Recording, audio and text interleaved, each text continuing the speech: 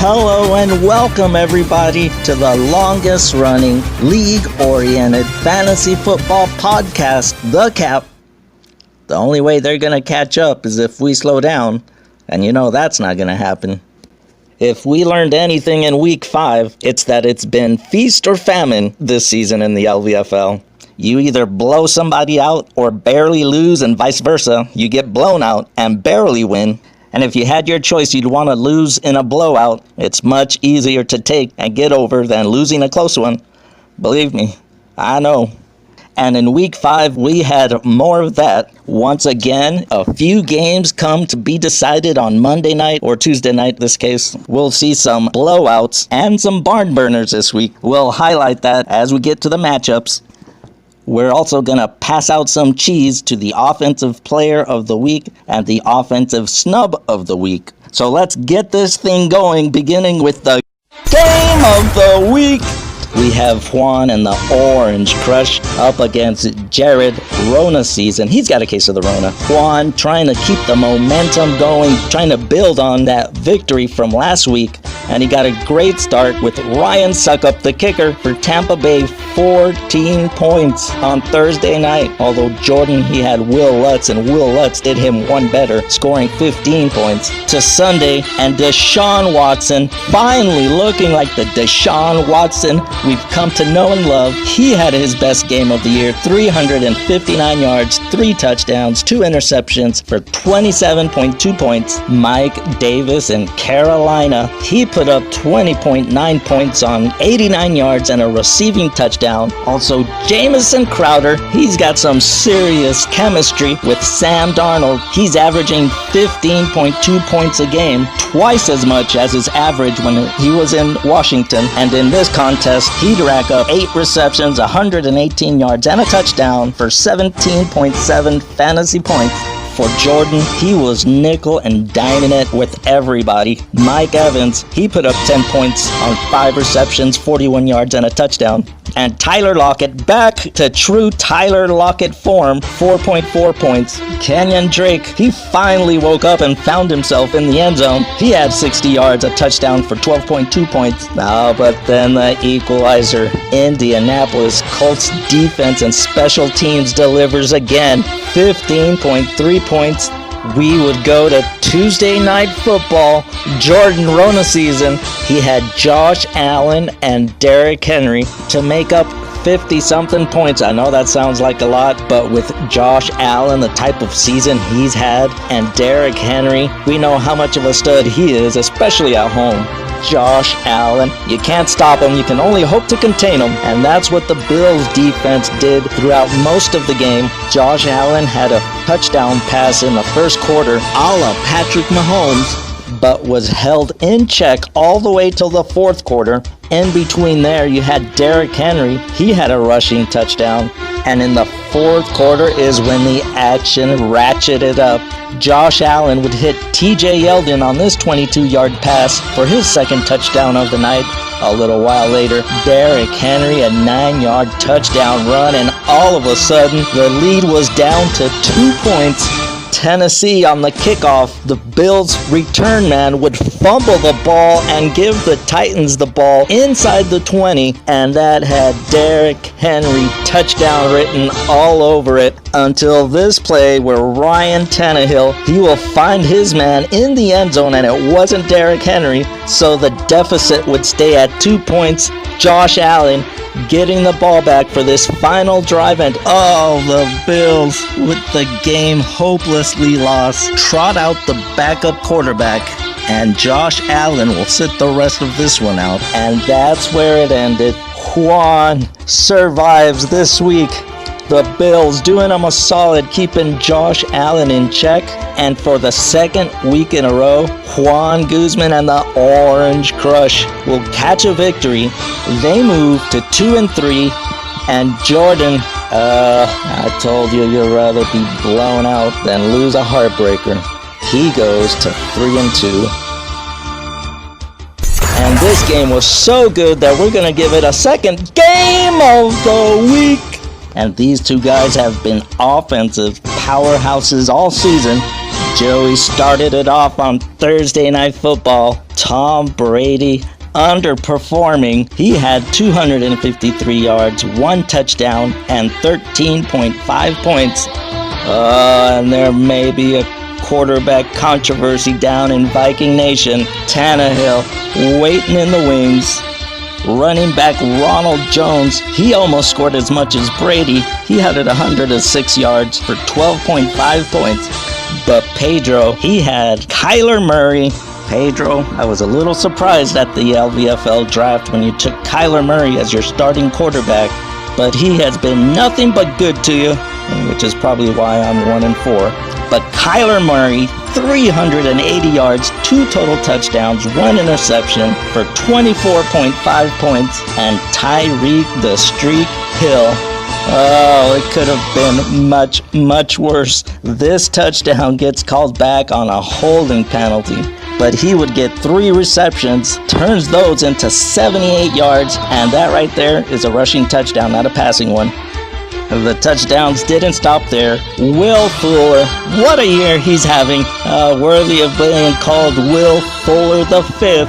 4 receptions, 58 yards, another touchdown for 11.8 points. And Marquise Brown in Baltimore, 6 receptions, 77 yards, and a touchdown for 14.4 points.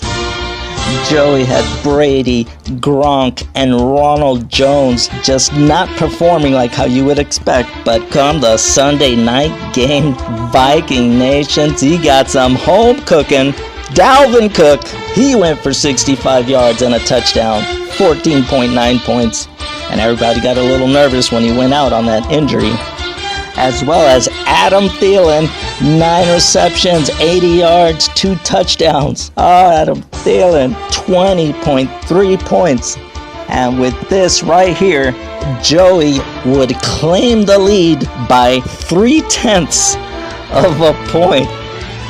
He still had Stephon Diggs on Tuesday night. And I was just waiting for Stephon Diggs to have a fumble. That's -2 points. Would have put you right back under. But Diggs, he only padded that lead. Joey hangs on to win the game much, much closer than what the scoreboard tells you. Joey, in his comeback to the league, he is making some noise. Actually, he's making a racket. He improves to 4-1. And Pedro Da Chief, he drops to 3-2. Oh, Pedro, I told you it's better to get blown out. Next up is Peter and I Love TDs going up against Jared. For Peter, old man, Big Ben, he might be the comeback player in the NFL this year.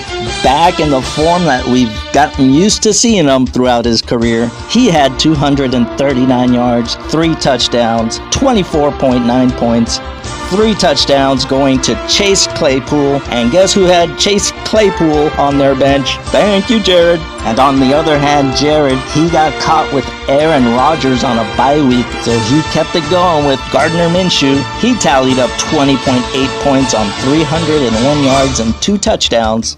But going right back to I Love TDs, Robert Woods, he had this 54-yard touchdown reception, and literally about a minute later in real time, Miles Sanders goes 74 yards for the touchdown. Shades of that Kansas City offense. 2 touchdowns in 60 seconds. And guess who dropped Miles Sanders last week? Thank you, Jared. Jared, he'd get a touchdown from Las Vegas' own Darren the Baller Waller. 5 receptions, 48 yards, and a touchdown. But that was about it. The supporting cast. Well, you see the score, 74.8 points. They both still had players on Monday night, but for the first time this season, it didn't come down to it. Peter finally notches his first win of the season, outdoing Jared Kovacic. So Peter jumps up to 1-4, and Northern Kid, he goes down to 1-4. Moving along to the next game on the tally, it was Josue and Raider Nation going up against RJ, rolling with my homies. Josue did not like how this one got started. Lamar Jackson up against Cincinnati, the woolly Bengals. He manages only 15.7 points, but he had some backup from the rejuvenated Todd Gurley II, 121 yards and a touchdown for 21 points even. I think we were a little scared of picking up Gurley considering his injuries, but he has been paying off for Josue. He also had Alvin the Natural Kamara on Monday night. He managed 12.5 points, which was easily surpassed by Ezekiel Elliott, Zeke the Freak, RJ. He finally got off this week. Ezekiel Elliott, 91 yards, 2 touchdowns, 22.5 points, maybe his best game of the year. And DJ Moore, 4 receptions, 98 yards and a touchdown for 15.3 points. But you couldn't have liked what the San Francisco defense and special teams did, especially considering their opponent, the Miami Dolphins. They allowed 43 points, ending up with a negative 0.2 of a point. And Josue, he was like, let me show you what a real defense looked like. He had that Baltimore defense and special teams, 27.8 points. They had a touchdown, 2 interceptions, a fumble recovery, and only allowed 3 points. That defensive performance is arguably the reason why Josue was able to pull this one off. But that's football. You got your offense, your defense, and your special teams. And the special teams carries Josue over RJ, giving RJ his first loss of the season. He's now 4-1. And Raider Nation, Josue right back after that loss last week to Hurricane Laura. An impressive victory. He is now 4-1 as well. Moving on to the last game of the tally, it's Nick Hariliak and his Killer Bees up against Hurricane Laura. For Nick last week, he traded away Matt Ryan in return for Josh Jacobs. That trade started to pay immediate dividends with Josh Jacobs up against KC in KC. He went for 77 yards, 2 touchdowns to the tune of 20.5 fantasy points. What about our Las Vegas team going down to KC and pulling off an upset? We also got a touchdown from DeAndre Hopkins. D-Hop, that's his second touchdown of the year. He's averaging 13 points a game. And it's been coming through mostly volume, plenty of targets, plenty of receptions, and plenty of yards. And Russell Wilson continues to be Russell Wilson. He racked up 28.3 points with 217 yards, 3 touchdowns, and 1 interception. Russell Wilson, guys, this year has been averaging 34.1 points a game. That is just absurd. He may be the most underrated stud quarterback in the NFL. Living up in Seattle, it'll do that to you. And what the talk of the league is, for all the wrong reasons, was that injury to Rain Dakota Prescott. It is not for the faint of heart. You've been warned. The description just doesn't do it justice. And you see the immediate impact that this had on the game. The Jones family, they know they lost one of the good guys in the NFL. Teammates in disbelief, and Coach Clapp, in a classy move, heads right over to that consoling Mike McCarthy and his former quarterback.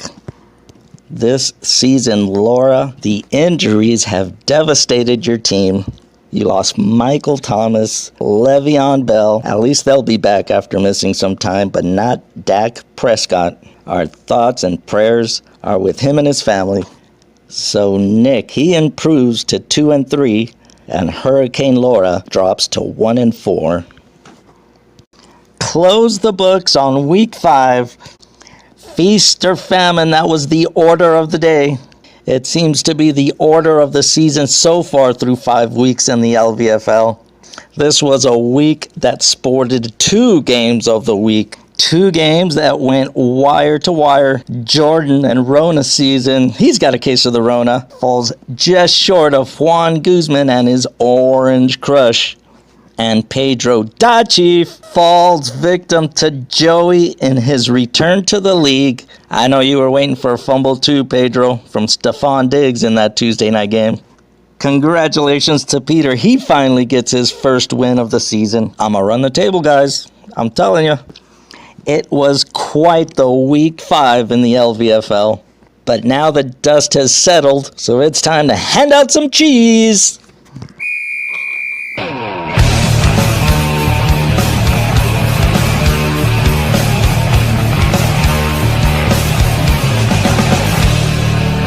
The Offensive Player of the Week, I'm going to override the algorithm and give it to the Baltimore Defense and Special Teams.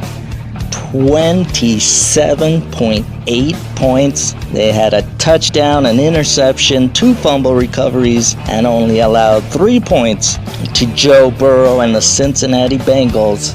Folks, that 27.8 points by a defense is the most in league history. So congratulations to you, Josue, bouncing back after your first loss. The Offensive Snub of the Week goes to my boy Jared Kobasic, Northern Kid.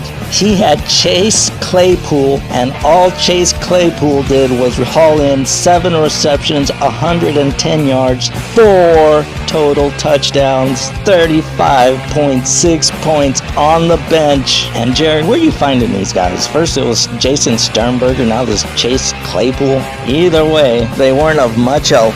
And don't worry, you'll get Mason Crosby back in week 6. We won't have a Thursday night football game, but we will have that makeup game between the Patriots and the Broncos. That was postponed from last week to this week. Check your rosters. Check the revised schedule by the NFL. I posted it. It's on our league chat. With COVID, we're going to have to keep a really close eye on those postponed games that are made up, different bye weeks than what the NFL schedule originally intended. Fellas, stay on your toes. This is The Cap, the flagship podcast of the LVFL. And to everybody out there in the LVFL universe, we say good night from league offices.